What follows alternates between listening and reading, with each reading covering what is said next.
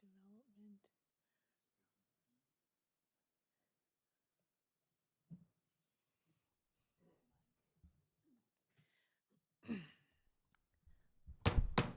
We'll call the meeting to order at 6 p.m.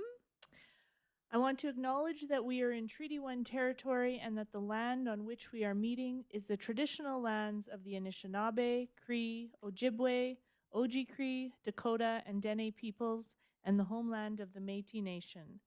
As a council and a municipality, we will continue to work on moving forward in partnership with Indigenous communities in the spirit of reconciliation and collaboration. Ask for a motion for the adoption of the minutes, please.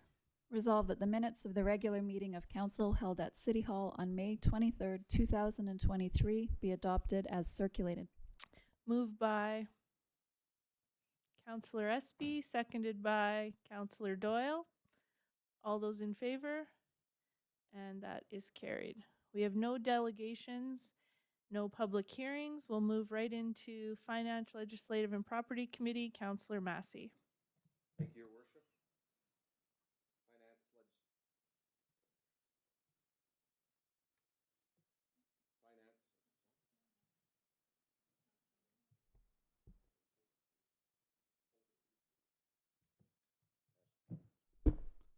Check. Thank you, Your Worship. Finance, Legislative, and Property Committee has no report at this time. Thank you. City Planning and Economic Development Committee, Councillor Nichols. Thank you, Your Worship. The Economic Development Committee and City Planning has nothing to report at this time. Thank you. Thank you. Community Services Committee, Councillor Espy. Thank you, Your Worship. The Community Services Committee has nothing to report at this time. Thank you. Waterworks Committee, Councillor Nichols. Thank you, Your Worship. Waterworks Committee has nothing to report at this time. Thank you. Transportation Committee, Councillor Porter. Thank you, Your Worship. Transportation Committee has nothing to report at this time. Thank you. Public Safety Committee, Councillor Doyle. Thank you, Your Worship. This evening, I would like to discuss with Council the contract extension for bylaw enforcement and animal control services in the City of Portage. The issue at hand here is to authorize an extension of the City of Portage la Prairie bylaw enforcement contract with Serious Protection and Security Services for 1 additional year. So we can decide as a council to authorize the extension or to deny the extension. A little bit of background: Serious Protection and Security Services were originally awarded a 3-year contract to provide the city bylaw and animal control, commencing on August 1st of 2020 and expiring July 31st of this year. Administration has determined that it would be best to utilize the contract's 1-year extension clause rather than to retender it at this time. And throughout the entirety of the current contract, Serious has been able to increase enforcement and mitigation in all areas of bylaw enforcement and animal control. In January of 2023, an additional bylaw officer position was added to operate the traffic enforcement vehicle full-time. And Serious has assumed skunk removal services within the City of Portage back in June of 2022 on a per-call basis after the retirement of the previous contractor. So administration has worked with Serious to provide an updated contract for the duration of the 1 year that is mutually beneficial to both parties, recognizing inflationary costs and additional services provided with the extension of the agreement. So administration had done a budget impact analysis, and the results are in front of you here. Basically, it boils down to an increase with the proposed contract's extension of $4,014. So it is the administrative recommendation, and I so move, that the City of Portage la Prairie approve the contract extension with Serious Protection and Security Services for a 1-year period at a cost of $115,058 net of GST, and authorize the Mayor and Manager of Administration to sign the agreement on behalf of the City of Portage la Prairie. Thank you. Moved by Councillor Doyle, seconded by Councillor Massey. Any questions or comments on this? Councillor Massey? Thank you, Your Worship, and maybe a question more for administration, and I thank the chair for his report. Just this spring, summer, of course, we see often an increase in issues with bylaw. It's warm weather, grass is getting longer. Do you have a sense how things have been going the last few months in terms of our bylaw enforcement? What are you seeing? What sort of things are out there, and are we dealing with it in a timely manner? Thank you.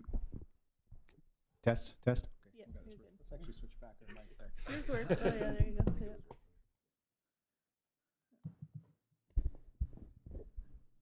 Thank you, through your worship, to Councillor Massey. So we've been working with this contractor for some time, and I think every year the consistency in terms of reporting issues, tracking issues, dealing with issues has gotten better. Probably the changes to the bylaw have been helpful as well. Prior, there was longer waiting times between reporting and the way our contractor could act on property or give notice appropriately. The appeal process also was an appeal process to council, and we've changed that to an appeal process to administration, which has streamlined our overall response to property-based complaints. So there's always room for improvement, but generally I think that every year we have improved our concerns regarding property maintenance issues, including long grass, as you mentioned, and animal concerns. It's a challenging job, everything from parking to property to animals, but I think that we are continuing to improve the process, and this year I know we are going to work closely with the contractor to streamline that process even further and improve the areas where we need to get better at. Anything else? I just maybe comment on the part of hiring another person for the bylaw enforcement vehicle or that they drive around, and I just think it's important we often get citizens commenting on the vehicle, right, of what's this thing driving around town, couldn't there be better uses of our money, etc. And I think it's good for people to understand that it's a very efficient system, and it does the job that it wants to do. And the purpose of having it was the fact that we wanted to remove the parking meters in front of our businesses in our downtown core and offer 2-hour free parking in downtown and 3-hour in our Heritage Square, and we've definitely accomplished that. So, and I do think that our bylaw contract does a great job with those. I've gotten a number of parking tickets, so they're doing their job for sure. So thank you. All those in favor? And that's carried. Thank you. We have no deferred business. We'll move into new business. April building reports, and this is City Planning and Economic Development. That's Councillor Nichols today, please. Thank you, Worship. If I still may ask you if I could defer to Councillor Espy to give the report. Yes, thank you. Thank you. Councillor Espy? Thank you. Thank you, Worship. In Councillor Meyer's absence, it is my pleasure to present his favorite report of the evening, which is the building reports from the Portage la Prairie Planning District. And it's another good news story. I would like to draw everyone's attention to the combined building reports, 2023 year to date. You'll see that the numbers are up significantly from the same time period of last year. And if you have any questions, I would attempt to answer them all. Thank you. Any questions for Councillor Espy? Nope. Oh, thank you. That was for information. I won't call a vote, so thank you. Another item of new business is the Connect test results, and this is for information only once again. Public Safety Committee, Councillor Doyle. Yes, so just under a month ago, back on May the 16th of this year, the city of Portage la Prairie conducted a test of Connect Portage, which is our emergency notification system. An emergency notification test message was distributed via email, text, and voice message to all cell phones registered with Connect Portage, and via voicemail message to all landlines listed in the white pages. So in approximately 15 minutes, the Connect Portage system sent 1,315 emails, 1,084 texts, 4,906 voice messages, and the results from each category you can see in front of you. We had a lot of messages that were sent and read. Some went unread. Text messages that were showing delivered and undelivered. And voicemails, we got some busy signals, but for the most part with the voicemails, we were able to leave messages. So These test results indicate that our Connect Portage emergency notification system is working and had the ability to reach several thousands of people in a reasonably short time. So if we ever had a real emergency within our city, we know the system is effective. Administration would just like to thank citizens for their patience when receiving these alert tests and encourages those who haven't signed up yet for this service to do so in order to receive these notifications in the event of an actual emergency. Thank you. Does anybody have any questions or comments on that? Councillor Massey? Thank you, Your Worship. I love this stuff. This is very important, I know, in a community. And just a question, two questions. One is, how long has Portage been on this system, and how did this work if we had it in 2019 during the serious ice storm we had? How did it work then compared to now? Just I know during the ice storm it was very critical to get notifications, but just a little background about how long we've had it and how it's worked in the past. Thank you.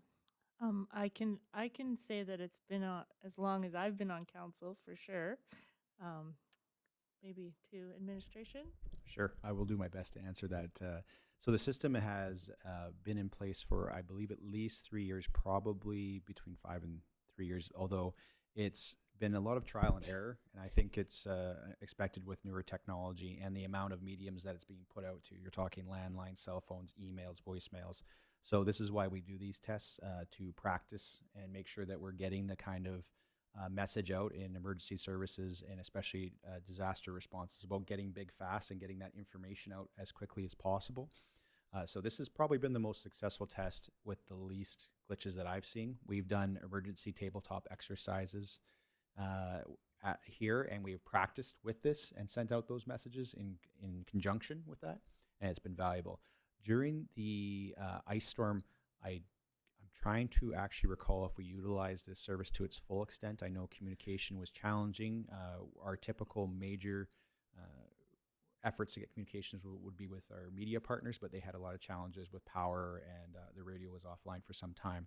So we actually used all sorts of methods, from social media to emails, and also actually asking our counselors to go door to door and provide notices. So we also have an arrangement with ham radio operators in our emergency plan. So there's lots of tools in emergency. This one is one that we haven't had to use fully in an actual emergency, but it's definitely a tool in our toolbox that, as you can tell, could be very valuable in those types of cases. Just to confirm, 2018 was when we started this, launched it. And I can say, too, I remember when we first launched this and we'd do these tests, because even just citizens would, because they get a call on their landline, and we spend a lot of time at City Hall phoning back going, why is the city calling me? Why is the city calling? So I think it's a great system. So well done. Thank you. We have no old business, so we'll adjourn council at 6:13 p.m. and we will move right into committee. We'll call committee to order at 6:13 p.m. and we'll move into Finance, Legislative, and Property Committee. Councillor Massey. Thank you, Your Worship. Finance, Legislative, and Property Committee has no report for committee this evening. Thank you. City Planning and Economic Development, Councillor Nichols. Thank you, Your Worship. City Planning Economic Development Committee has nothing further to report unless somebody has something that they want to present or talk about to us. Thank you. Community Services Committee, Councillor Espy. Thank you, Your Worship. Through Your Worship, I would like to call upon Mary Lawrence from PCRC to say a few words. Thank you. Mary. Our Reaching Home program finished up their year-end reporting just last week, and they housed 58 people in the last fiscal year, and the vast majority are still housed. So that's huge for that program. That's triple the amount from the previous fiscal year. So we're really proud of those numbers, and they're working really hard to start tracking other demographics like door traffic. So we have a number of people who access our building for things like food and our mail services. So we have a community mailbox. So we're beginning to track those numbers as well, so we can share them. Excellent. Thank you. Thank you. while you're there, Mary, just congratulations. I know you were one part of it, but on a excellent diversity inclusivity week last week, lots of different events happening. Maybe you want to comment on that?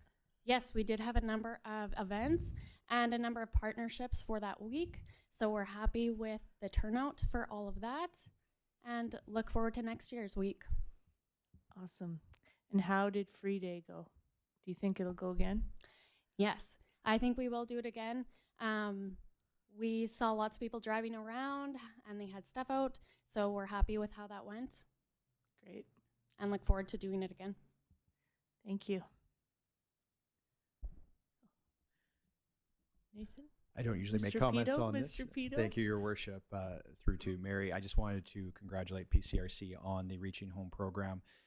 58 people consistently housed. I think people had seen in our community some of the impacts of homelessness in previous years, and although I'm sure there's still people who are homeless in our community and are battling those struggles, it has made a huge impact. Yeah. And the unmeasured cost on to and are responding from emergency services of having people who are homeless in our community. I've talked to our emergency services personnel, and they said that the impact on their calls for people who are suffering homelessness have been quite a bit less. So I just wanted to thank PCRC and bring attention to that extremely successful program. Awesome. Councillor Espy. Thank you, Worship. Once again, thank you to you and your team. And now I'd like to call upon Councillor McCullough to give a presentation. So 2 Saturdays ago now, some classmates and I held our 5K family walk/run, and we like to thank everybody who came out. It was a great success. We had between 30 and 40 people come out, and we also want to thank everyone who donated. We raised about $1,100 for the Family Resource Center. Excellent. You had a beautiful day, I heard. Hot. Yes, it was very hot. Luckily, lots of people showed up right at the beginning at 10 a.m., so it wasn't too bad. Excellent. Councillor Massey. Thank you, Your Worship. To Paige, are you still accepting donations for the cause? We're no longer collecting them, but I'm sure the Family Resource Center will be happy to collect any donations anyone would like to give. Thank you. Thank you. Well done. And that concludes my report. Thank you, Councillor Espy. Anything else for Councillor Espy? No. Just on community services, I did take a little tour last week and checked out the interactive water feature at McCain Interactive Water Feature at Simplot Park. If you haven't checked it out, it's quite neat. The fact that it gets turned off and on, and lots of kids were having fun. And if you don't know where it is, it's over in Simplot Park by BDO Center. So since we seem to be in a never-ending heat wave, be sure to share that with people to go and get some good use out of it. And I don't think there's long lines like there is in some of our other facilities to go there. So awesome. Oh, and Splash Island opened last Tuesday. So make sure you get out there. Councillor Massey? Thank you, Your Worship. I apologize. I wasn't sure if I should bring this up under Councillor Espy's portfolio, but I will. I was honored to represent Mayor and Council at a couple of things to bring greetings. One was a very happy story. It was a GME Thrift Emporium grand opening, business in Portage on Sissons Drive.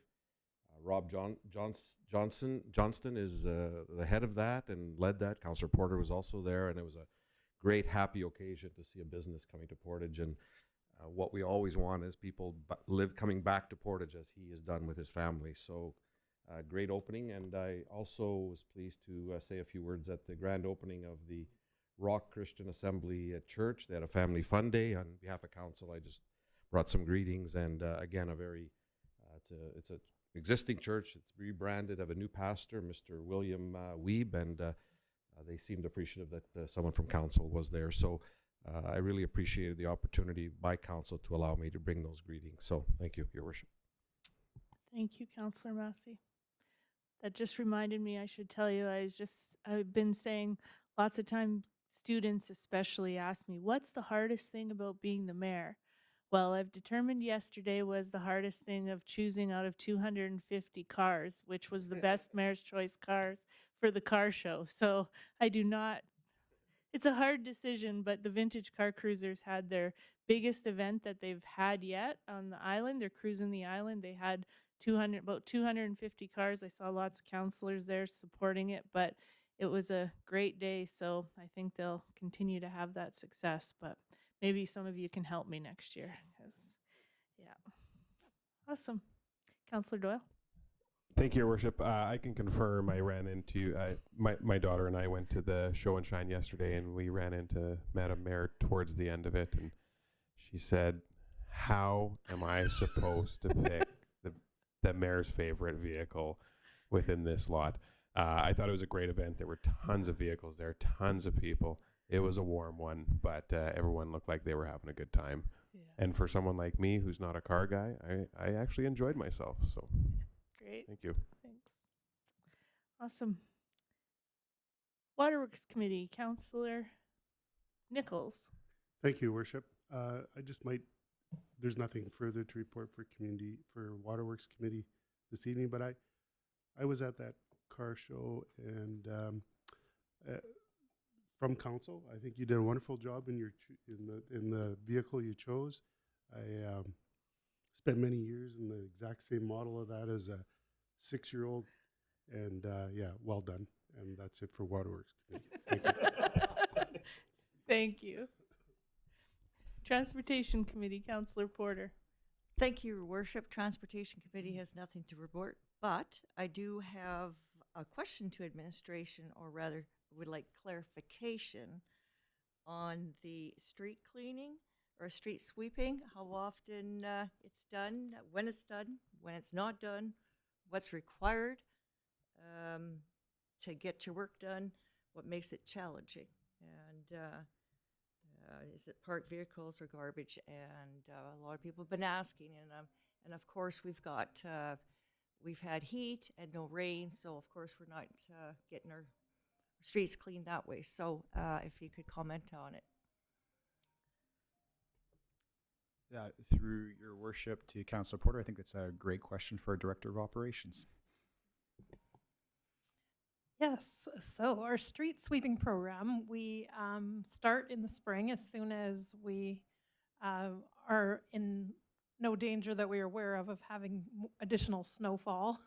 We try to wait until after that's done because that gets more sand on the roads. So we do the entire city at least one time in the springtime.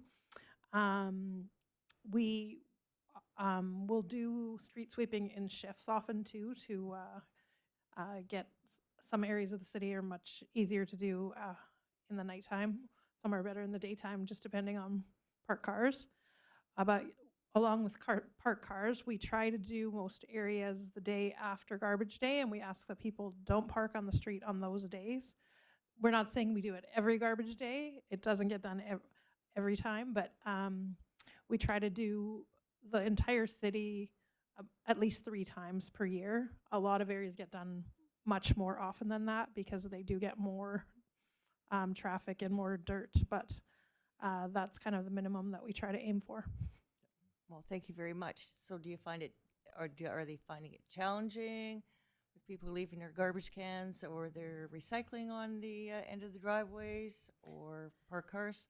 Yeah, it is a challenge. It's more of a problem for the people who, if you want to have a clean street in front of your house, we can't make it clean if there are vehicles or garbage cans, etc. in our way. We just can't clean it. We have to go around. So Right.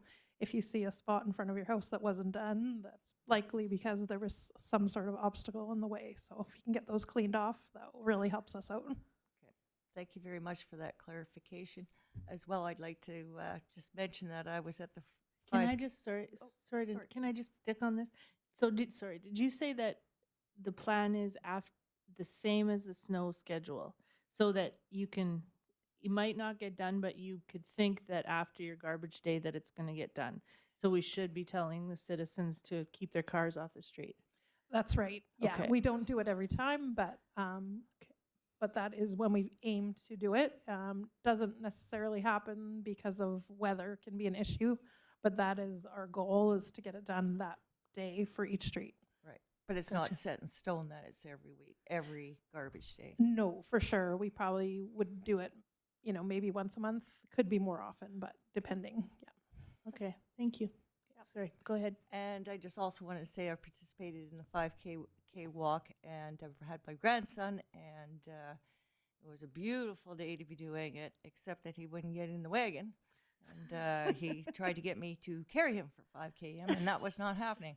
So, but anyway, it was a great time. And yeah, I have pictures, so I'll be sending them off to Mayor Knox to put on her social media. The only thing is I don't have a picture of myself in there because my face was about this red by the time I finished. So yeah, it was a lot of fun, and thank you very much for putting that on. Thank you. Okay, Public Safety Committee, Councillor Doyle. Thank you, Your Worship. I got a couple things for committee tonight. First of all, I would just like to mention that COPP had their barbecue last Thursday, and I think all of us here had stopped in for a hot dog at some point. It was a great success. I don't have any final numbers that have been published yet, but all the proceeds went to help fund the wheelchair accessible swing, and even Arthur Meehan picked up about 150 plus hot dogs there. So there was a lot of wieners going out of there, that barbecue that day. So thank you for everyone who supported that. Secondly, I would just like to bring up about fire pits in your backyard. It's summertime. We all like to have a fire in our backyard. In the city of Portage la Prairie, there are a couple of rules, though. Nobody is allowed to have a fire in their backyard, whether they own the land, rent the land, without a permit obtained from the fire department in town, in our city. It's an offense to light one, start one, cause a fire to be lighted. So within the city of Portage, there's only been 8 permits issued this year. And if you drive around in the evening, you can smell a lot of bonfires. So there's more than 8 bonfires going on in our city. So if you would like the fire department to come out and inspect your fire pit, you can provide them with a drawing as to how many feet your permanent fixtures, trees, etc. are from your fire pit. They will come out free of charge and get you a permit for your fire pit, and then you are good to go. Without that permit, you should not be lighting fires in your backyard, in your fire pit, because it is an offense in our city. So get it looked at. Thank you. Thank you. Councillor Doyle, do you know what the offense charge is? Do we know that? Fine. I do not know, but I'm sure somebody in this room might. Thank you, Your Worship. I'll maybe put our deputy chief on the hot seat here. I will say that the department always wants to work with property owners. Some are unaware that you need that permit. So we always try to work productively with them in terms of getting a permit. That's more important than the fine itself. But maybe the deputy chief could have some comments about the actual infraction and how it's enforced. We usually try to get the person to put it out themselves.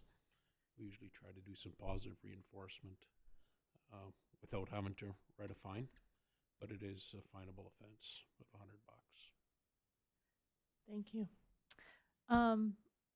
Just another question on that. I don't think we're currently in a burning ban, are we? No, we're not. No, But we're in dire straits of a really good rain. Right. We've been getting rains all over the place, but in the city. Good. And so we could see that come at any time with what's happening in our province and our country, right? Definitely. Yeah. Okay. Great. Thank you. Good message. It's my favorite thing when I go to the school is to tell the students that they need permits, because then they go home and tell their parents. Another thing, once you have your permit, you're good to go. But you're only allowed to burn seasoned firewood. No leaves, no green wood. Okay. No nothing. It's got to be seasoned dry firewood. Excellent. Thank you. I just have one more question. Is this an annual permit that has to be done, or once you've got it, you're good? No, once you got it, you're good. Unless you do any changes to your fire pit design, you're good to go. Great, thank you. Public safety has nothing else to report unless somebody else has anything to add. Anyone else? No? Thank you. Thank you. Anything else for committee? Anyone before we adjourn? We'll adjourn at 6:30 p.m. Thank you for coming out, everyone.